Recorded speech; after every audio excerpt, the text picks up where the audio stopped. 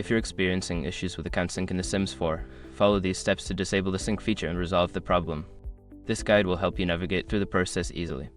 Step 1. Open The Sims 4 launcher. Launch The Sims 4 from your desktop or game library. Wait for the game launcher to fully load before proceeding to the next step. Step 2. Access game options. In the launcher, look for the game options button, usually located in the bottom left corner. Click on it to open the settings menu. Step 3. Navigate to online features. Within the game options menu, find and select the online features tab. This section contains settings related to account synchronization and online connectivity. Step 4. Disable account sync. In the online features section, locate the option for account sync or cloud saves. Uncheck or toggle off this option to disable the sync feature. Step 5. Save changes and restart. After disabling the account sync, make sure to save your changes. Close the options menu and restart The Sims 4 to ensure the new settings take effect. By following these steps, you should be able to disable the account sync issue in The Sims 4. If problems persist, consider checking for updates or seeking further support from the game's community.